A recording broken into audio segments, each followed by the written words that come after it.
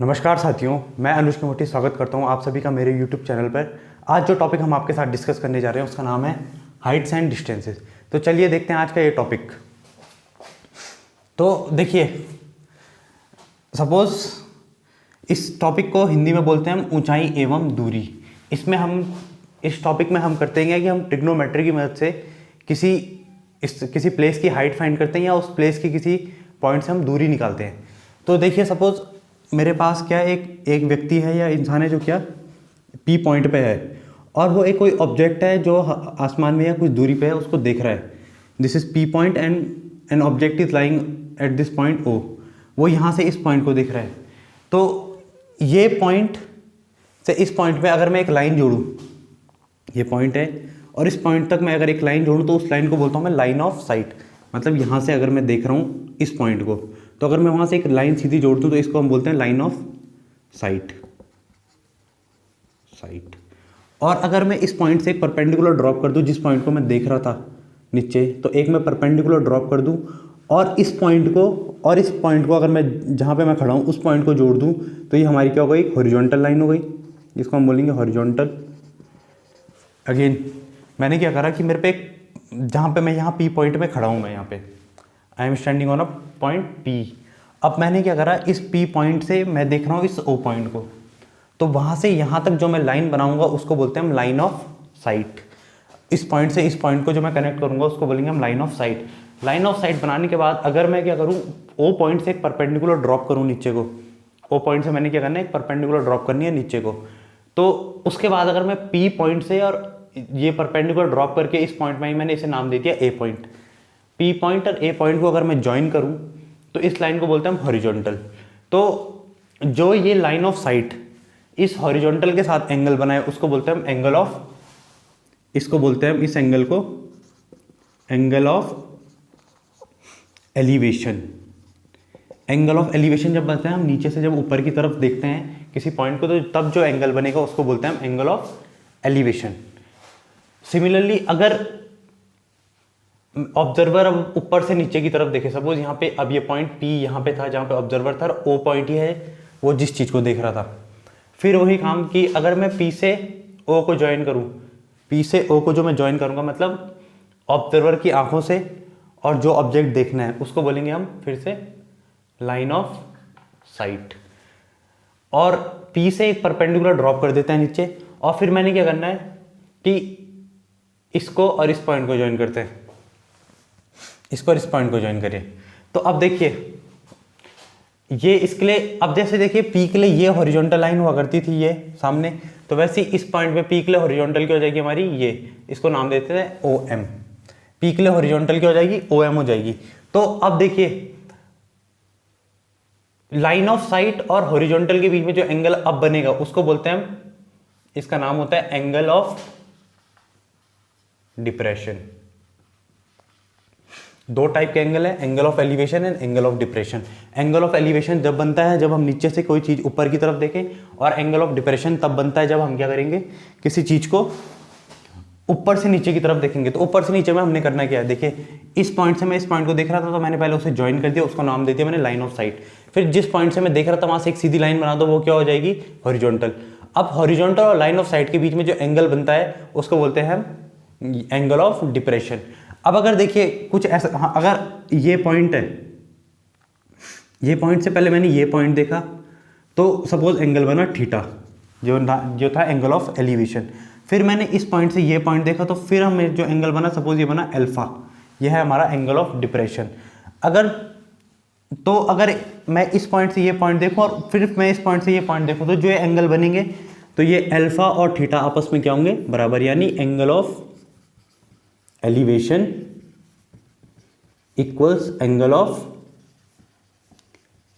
Depression. Angle of elevation और angle of depression क्या होते हैं, आपस में बराबर होते हैं। Angle of elevation and angle of elevation angle of depression for two points are equal. चलिए तो फिर अब हम कुछ क्वेश्चंस देखते हैं इसके बेसिस में। ये होगा इसकी थोड़ी बहुत theory.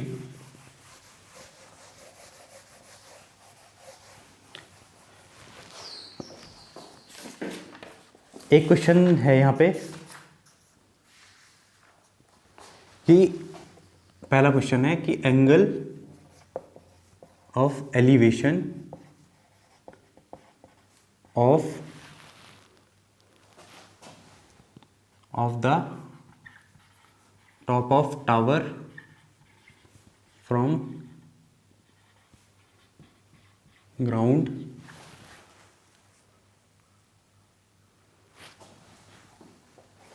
at a distance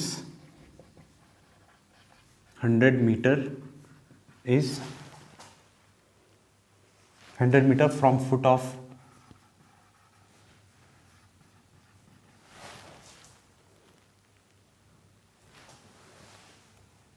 foot on a horizontal plane is 60 degree and हमें फाइंड करना है फाइंड हाइट ऑफ टावर। चलिए तो यहाँ पे देखिए एक क्वेश्चन है कि angle of elevation of the top of the tower from the ground at a distance 100 metre from the foot on a horizontal plane is 60 degree, find the height of tower. ये जो question है ये है हमारा exercise जो 17 है इसका पहला क्वेश्चन। इस क्वेश्चन में देखो क्या गिवन है कि जो एंगल ऑफ एलिवेशन है टॉप ऑफ टावर, एक टावर है मुझ पे, ये suppose this is the tower, ये एक टावर है, इसके टॉप का angle of elevation from the ground at a distance 100 metre from the foot of tower कर दो इसे टू बी मोर क्लियर। तो ये फुट ऑफ टावर हो गया, यहां से 100 मीटर की दूरी पे अगर मैं 100 मीटर की दूरी पे एंगल ऑफ एलिवेशन निकालता हूं तो वो बनता है कितना 60 डिग्री। तो अब देखिए एंगल ऑफ एलिवेशन अपने अभी सीखा था कैसे बनाना है। तो एंगल ऑफ एलिवेशन बनाने के लिए हम सबसे पहले क्या करेंगे, हम ड्रॉ करेंगे लाइन ऑफ साइट। तो लाइन ऑफ साइट कैसे ड्रॉ करते हैं कि हमने पहले जहाँ से हम देख रहे हैं और जिस चीज़ को देख रहे हैं उनको ज्वाइन कर दीजिए। तो मैंने ये ज्वाइन कर दिया, तो ये होगा इसकी लाइन ऑफ साइट। अब जो लाइन ऑफ साइट जो हॉरिजॉन्टल के साथ एंगल बनाती है वही होता है हमारा एंगल ऑफ एलिवेशन। और क्वेश्चन में क्लियरली मेंशन है कि एंगल ऑफ एलिवेशन कितना है 60 डिग्री, तो ये एंगल हो गया 60 degree. Angle of elevation 60 degree मिल गया। अब इस ट्राइंगल को मैं एक नाम दे देता हूँ, ये राइट एंगल ट्राइंगल है जो, इसको नाम दे दिया मैंने ABC और हाइट ऑफ टावर हम पे ये होगी H। अब हमें ये निकालना है हाइट ऑफ टावर। तो इसमें देखते हैं, करते हैं यहाँ पे सॉल्यूशन इन ट्राइंगल ABC। अगर आप इस ट्राइंगल ABC में देखिए ये 60 डिग्री बन रहा है, तो इसके सामने ये होगी परपेंडिकुलर, ये होगा इसके लिए बेस, ये होगा नीचे वाला इसके लिए बेस, और ये होगी हाइपोटेन्यूज।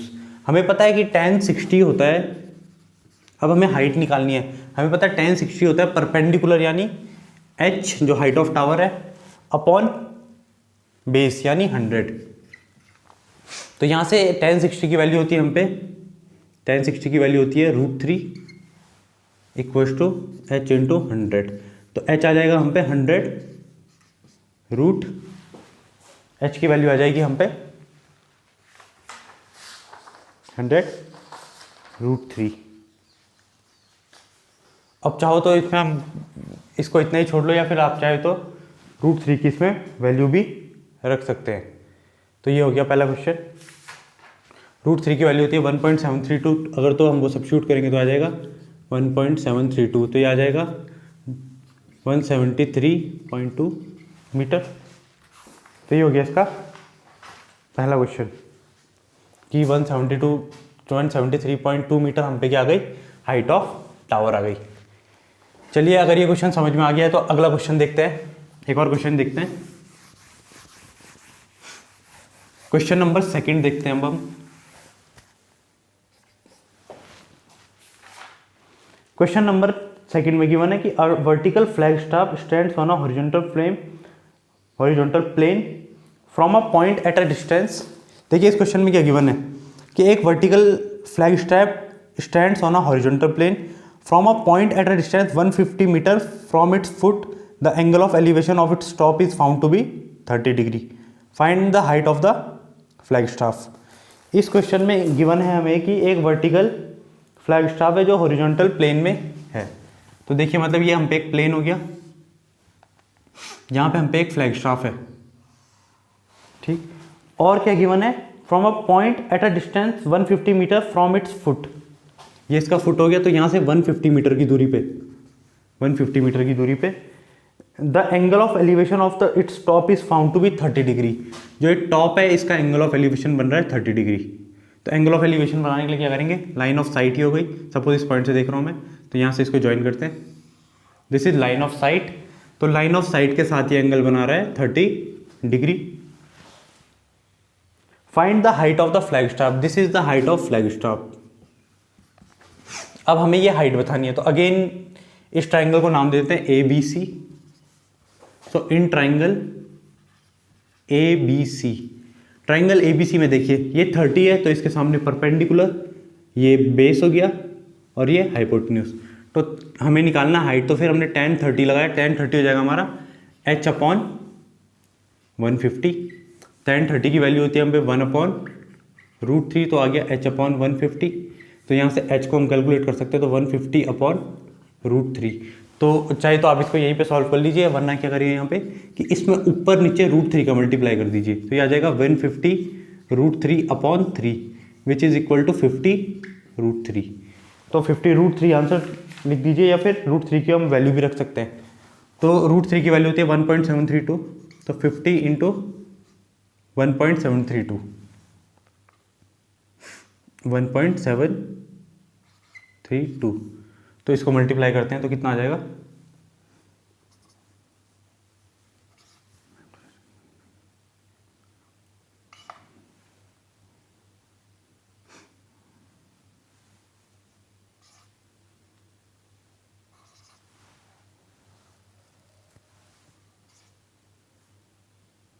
तो इसका आंसर आ जाएगा 86.6 मीटर। 86.6 मीटर इसकी क्या आ गई, हाइट आ गई।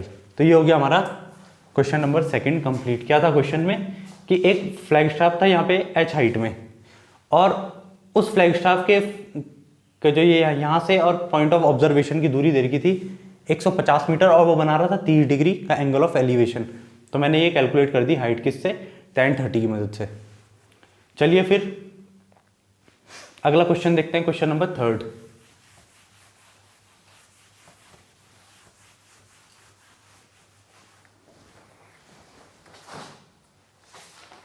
क्वेश्चन नंबर 3 में दे रखा है the string of a kite is 150 meter long. String दे रखी है हमें 150 meter long. The string of a kite is 150 meter long and it makes an angle of 60 degree with the horizontal, and makes 60 degree with horizontal. जो string है वो horizontal के साथ बना रही है 60 डिग्री का angle. Find the height of the kite from the ground. Find height of kite from ground. चलिए तो ये क्वेश्चन देखते हैं। इस क्वेश्चन में क्या हो रहा है कि स्ट्रिंग इज 150 मीटर लॉन्ग। एक जो पतंग की जो हम पे डोरी है वो है 150 मीटर लंबी, और वो बनाती है ग्राउंड के साथ कितना, 60 डिग्री का एंगल। तो अब हमें निकालना है कि height of the kite from the ground. तो देखिए इस क्वेश्चन को शुरू करते हैं, इसका solution. So suppose this is, ये हमारा ग्राउंड हो गया, और मैं यहाँ से इस पतंग को अगर मैं उड़ा रहा हूँ तो ये है 150 मीटर लॉन्ग। जब ये 150 मीटर की लंबी पतंग थी तो तब ये बनाती है 60 degree with horizontal, 60 degree with horizontal. Find the height from the ground. अब देखिए हमें पतंग उड़ा रहा था ऐसे में, ये इसकी डोरी है सपोज, है ना, ये इसकी डोरी हो गई सपोज। तो ये डोरी ऐसे कुछ है, तो ये एंगल बन रहा है हमारा 160 डिग्री, ये बन रहा है 60 डिग्री का एंगल, और ये है 150 मीटर लंबी। तो अब मुझे बताना है कि ये यहाँ से यहाँ तक कितनी हाइट है इसकी, ये वाली हाइट। मुझे इसकी ये वाली हाइट कैलकुलेट करके दिखानी है, ये वाली हाइट, कि ये तो 150 मीटर की लंबी इसकी डोरी हो गई, ये 60 डिग्री यहाँ पे बना रही है, और मुझे ये हाइट निकालनी है। तो कैसे करेंगे इसे, तो सबसे पहले सपोज यहाँ से यहाँ तक की दूरी है हम पे 150 मीटर। तो अगर मैं यहाँ से एक परपेंडिकुलर ड्रॉप करता हूँ तो ये हो जाएगी हाइट ऑफ काइट, ये निकालनी है हमें। Again triangle A B C, इसमें हम फिर से लगा लेते हैं trigonometry. In triangle A B C, यहाँ पे देखिए एंगल के सामने परपेंडिकुलर, बेस और हाइपोटेन्यूज। इस बार हमें हाइपोटेन्यूज पता है, और क्या चाहिए, मुझे परपेंडिकुलर चाहिए। मुझे हाइपोटेन्यूज तो पता है, मुझे परपेंडिकुलर चाहिए। तो परपेंडिकुलर अपॉन हाइपोटेन्यूज आता है साइन में। तो अगर मैं लिखूं यहाँ पे sine 60 degree is equal to h upon 150, तो यहाँ से आ जाएगा h is equal to 150 into sine 60। अब साइन 60 की वैल्यू होती है हम पे √3/2, तो ये आ जाएगा 75√3। तो ये इसका आंसर हो गया। चाहे तो इसका आंसर ऐसे लिखो, या फिर इसमें क्या कर देंगे, फिर √3 की वैल्यू रख देते हैं। तो 75 इंटू 1.732, तो ये आप ये कैलकुलेट कर लेना जो भी आएगा। तो ये आ जाएगा आप में सॉल्व करके 129.9 मीटर। सॉल्व करके आ जाएगा 129.9 मीटर। तो ये हो गया हम पे क्वेश्चन नंबर 3। चलिए तो अब देखते हैं हम अगला question, question number 4।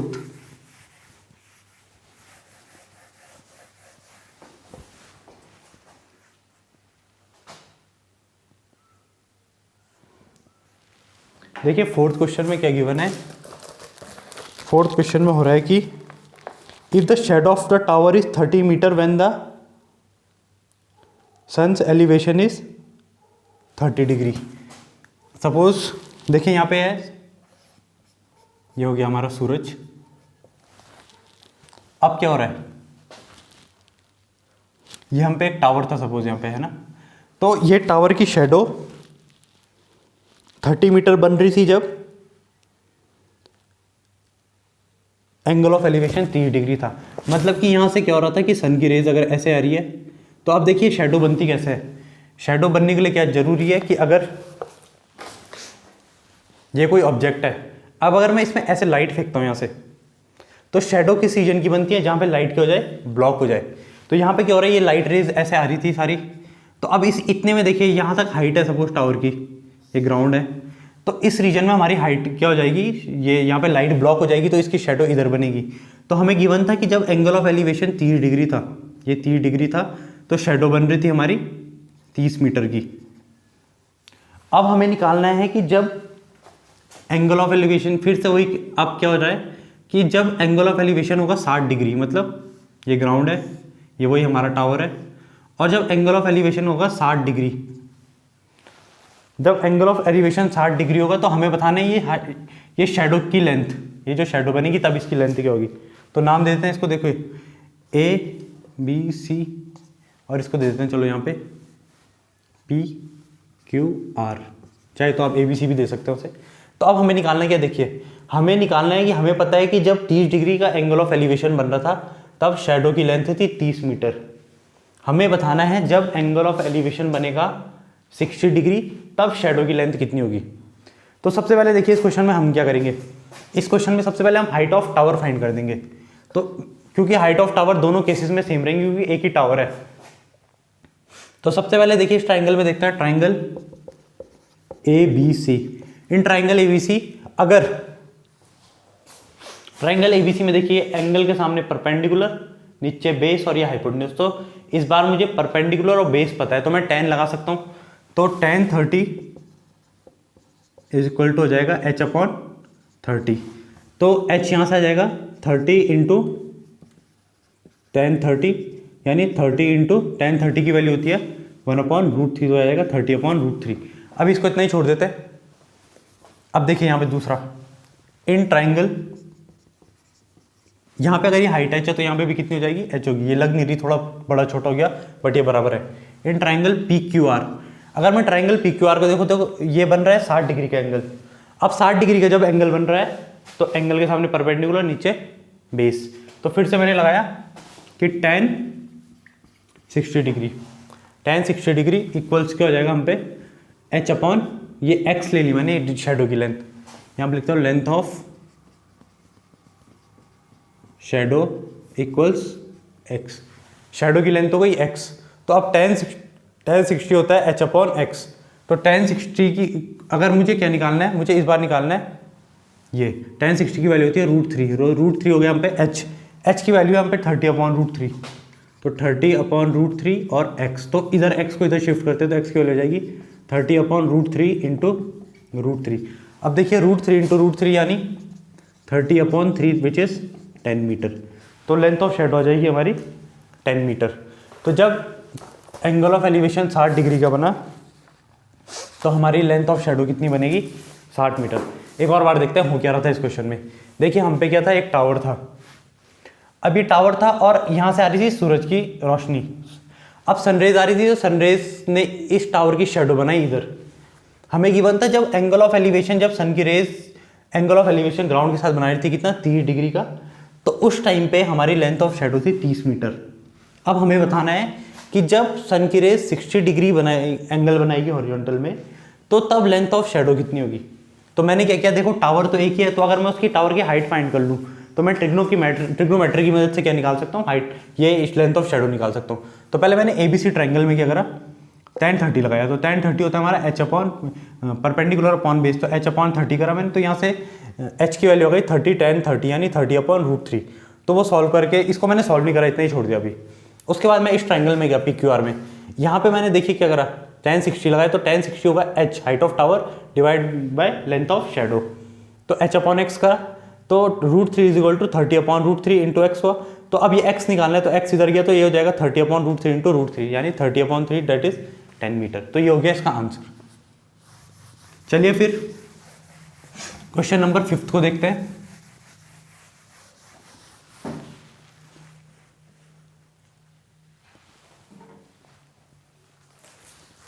Question number 5 है कि the angle of elevation of the top of a tower which is yet incomplete at a point 120 meter from its base is 45 degree. How much higher should it be raised so that the angle of elevation at the same point may become 60 degree? तो देखिए इस 5th question में क्या हो रहा है, हम पे एक अनफिनिश्ड टावर है ना, सपोज ये ग्राउंड हो गया, अब ये हम पे यहाँ तक का टावर, पूरा टावर नहीं बना था, इतना बना था। तो जब ये अनफिनिश्ड टावर कितनी दूरी में था, 120 मीटर फ्रॉम इट्स बेस, ये टावर का बेस हो गया, तो यहाँ से ये पॉइंट की दूरी ये 120 मीटर है।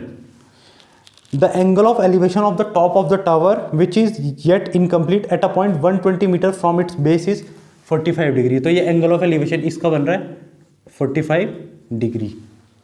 उसके बाद how much higher should the tower be raised so that the angle of elevation at the same point may become 60 degree. अब मुझे बताना है कि अगर मैं इस पॉइंट से फिर एंगल ऑफ एलिवेशन देखता हूँ और वो 60 डिग्री हो जाता है, तो हाइट ऑफ टावर कितनी होनी चाहिए। तो सपोज मैंने ये टावर जब पूरा इतना बन गया, इतना और बन गया, इसको थोड़ा और, तो यहाँ पे एंगल बन रहा था 60 डिग्री। तो मुझे ये दूरी फाइंड करनी है, ये वाली डिस्टेंस मुझे कैलकुलेट करनी है, ये जो डिस्टेंस है। तो करते हैं इस क्वेश्चन को। देखो कुछ नहीं है इस क्वेश्चन में। सबसे पहले देखो ये मान लेता हूँ h1 और इसको मान लेता हूं मैं इस डिस्टेंस को मैं मान लेता हूं x, ये डिस्टेंस मैंने मान ली x, तो ये वाली डिस्टेंस हो जाएगी हम पे पूरी h1 प्लस x। ये जो मैंने जितना मुझे और बनाना है वो मैंने क्या मान लिया, x मान लिया। मतलब ABC, अगर ये पॉइंट C है तो पॉइंट C से यहाँ तक की दूरी तो हम पे कितनी है, h1, और ये दूरी मैंने मान ली कितनी, ये जो डिस्टेंस है, ये डिस्टेंस मैंने मान ली x, ये P पॉइंट ले लेते हैं इसे। तो PC की दूरी x है हम पे, यहाँ पे लिख लेता हूँ मैं। AB तो हम पे 120 मीटर है, BC को मैंने मान लिया यहाँ पे h1, PC को मैंने मान लिया x, तो BP की लेंथ हो जाएगी हम पे h1 प्लस x। तो अब देखिए मैं करूँगा क्या, पहले मैं ट्राइंगल ABC की मदद से, पहले मैं यूज़ करूँगा यहाँ पे ट्राइंगल ABC। अगर ट्राइंगल ABC की मदद से मैं क्या निकाल लूँगा, मैं h1 निकाल लूँगा। उसके बाद जब मुझे h1 पता होगी तो फिर मैं बड़े ट्राइंगल में जाऊँगा ABP, और उसकी मदद से मैं क्या निकाल लूँगा, x निकाल लूँगा जो मुझे फाइंड करना है। तो देखिए कैसे करते हैं इस क्वेश्चन को। सबसे पहले इन ट्राइंगल ABC में देखिए एंगल कितना बन रहा है, 45 degree. So tan 45 will be equal to h1 upon perpendicular upon base यानी 120 मीटर। तो h1 कितना आ जाएगा, 120 इंटू tan 45 की वैल्यू होती है 1, तो ये आ गया 120 मीटर। तो h1 की वैल्यू आ गई मुझ पे 120 मीटर, यहाँ पे इसको h1 कर लेना, ये हो गया 120 मीटर। अब देखिए अब बड़े ट्राइंगल में जाते हैं, तो बड़े ट्राइंगल में एंगल बन रहा है 60 डिग्री। तो tan इन ट्राइंगल कौन सा ट्राइंगल में, ABP tan 60 इक्वल्स टू कितना हो जाएगा, देखिए ये डिस्टेंस कितनी हम पे टोटल BP, और BP मैंने कितनी ले रखी है, h1 plus x, h1 plus x upon नीचे कितना है 120, तो tan 60 की वैल्यू होती है हम पे √3 इक्वल्स टू h1 हम पे आया 120 आया, तो 120 प्लस एक्स, और इस 120 को चाहो तो इधर शिफ्ट कर दो या फिर अगले स्टेप में कर लेंगे। तो देखिए यहाँ से कितना आ जाएगा 120 √3 इक्वल्स टू 120 प्लस एक्स, यानी आगे जाके 120 √3 minus 120 equals x, 120 √3 minus 120 equals to x आ गया। तो यहाँ से अगर मैं एक्स कैलकुलेट करना है तो मैं कितना हो जाएगा 120 कॉमन लेके √3 माइनस 1 एक्स इक्वल्स हो जाएगा 120 इंटू √3 माइनस 1, और ये आ जाएगा फिर सॉल्व करके 120 इंटू 1.732 माइनस 1 यानी 120 इंटू 0.732, 120 इंटू 0.732। अगर आप इसको सॉल्व करते हैं अब तो ये आ जाएगा हम पे, इसके पॉइंट हटाएंगे तो नीचे 3 जीरो लगा दो, 12 दूनी 24, 12 3 36, 2 38, 87, तो 87.84 इसका आंसर हो गया, 87.84 मीटर इसका आंसर हो गया। तो ये हो गया हमारा क्वेश्चन नंबर 5 कंप्लीट। तो आज के लिए इतने ही क्वेश्चन, बाकी क्वेश्चन जो हम डिस्कस करेंगे वो अगले लेक्चर में डिस्कस करेंगे। अगर आपको ये वीडियो पसंद आया तो कृपया करके इसे शेयर ज़रूर करें। थैंक यू, मिलते हैं अगले लेक्चर में।